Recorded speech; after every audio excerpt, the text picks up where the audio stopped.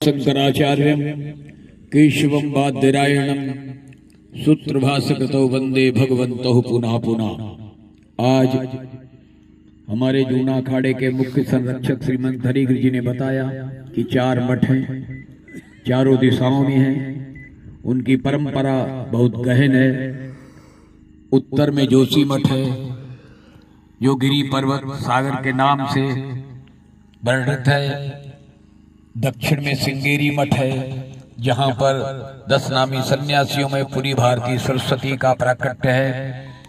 पश्चिम में शारदा मठ है जहाँ पर जो है तीर्थ आश्रम का प्राकट्य है। और पूर्व में गोवर्धन मठ है जहाँ पर वन अरण्य का प्राकट्य है। इस तरह जगत गुरु शंकराचार्य की परंपरा में 10 नामी सन्यासियों की ये परंपरा और ब्रह्मांड से पूरी ललाट से भारतीय जिभ्या से सरस्वती कुक्ष से गिरी पर्वत सागर जैसे बनर चरण से तीर्थ आश्रम 10 नामों का प्राकट्य हुआ है।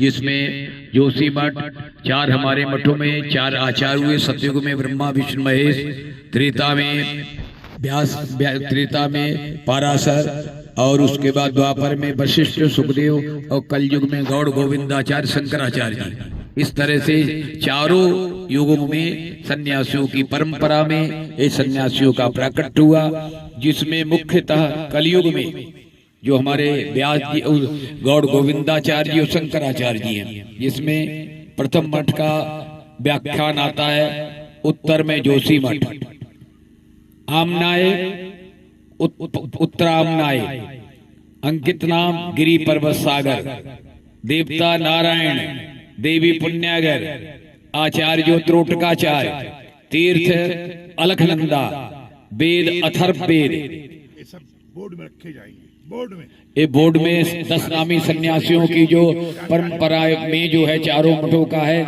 इसलिए अब समय पूजा का, इसलिए मैं बहुत नहीं यहाँ के बारे में बताऊं। ये त्र्यंबक क्षेत्र है जहाँ पर श्रीपंथ 10 नाम जूना अखाड़ा, नीलांबिका देवी नीलकंठ महादेव की उसी की शाखा, यह बहुत प्राचीन परंपरा से है।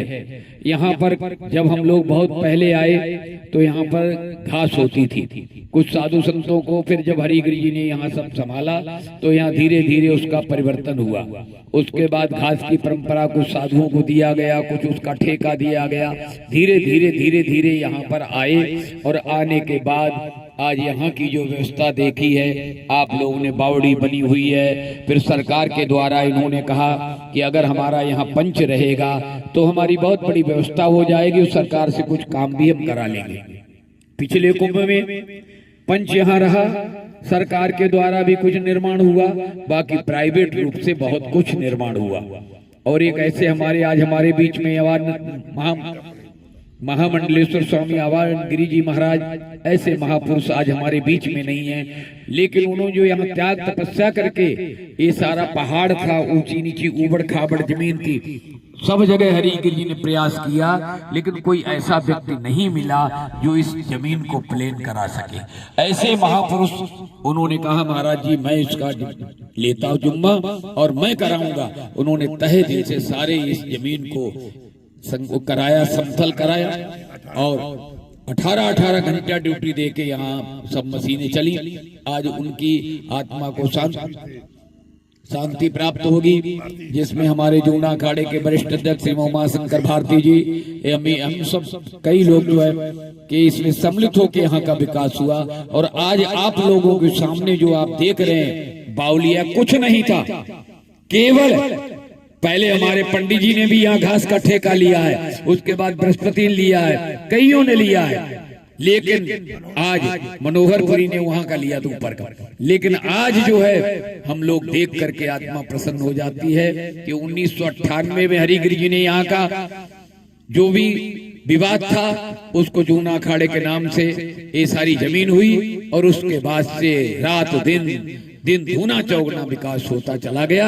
आज हम लोग देख रहे हैं कि आज जूना अखाड़े का जो विकास, चाहे नीलगिरी पर्वत पर हो, चाहे यहाँ हो, चाहे कहीं भी हो, आज जो विकास की लहर दौड़ी है, जो विकास का निर्माण का कार्य चल रहा है, एक बहुत अलौकिक कभी कभी कहते थे कि जूना अखाड़ा में तो कुछ है नहीं, दूसरे अखाड़े कहते थे, लेकिन आज वो जूना अखाड़े की कीर्ति देख करके बहुत घबरा रहे कि ये क्या हुआ, जो इनके पास क्या था, लेकिन मनोबल की कमी थी, हम लोगों में संगठन की कमी थी और कोई कमी नहीं थी।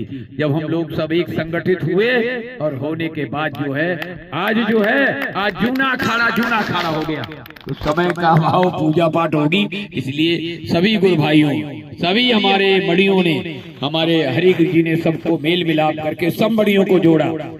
पहले ऐसा कहते थे, जब हम पंच 1986 में थे तो कहते थे कि 13 मड़ी से मुकाबला करने के लिए 14, 4, 16 एक होना पड़ेगा, ये हमको पढ़ाते थे। लेकिन इन्होंने सबको एक करके और आज ऐसा कार्य कर दिया जो सब भाई संतुष्ट हैं, सबका विकास हो रहा है, सबका कार्य हो रहा है। और जो कार्य कहते हैं जब सब मिलते हैं तो सारा कार्य संपूर्ण होता है। बोलो त्र्यंबकेश्वर भगवान की।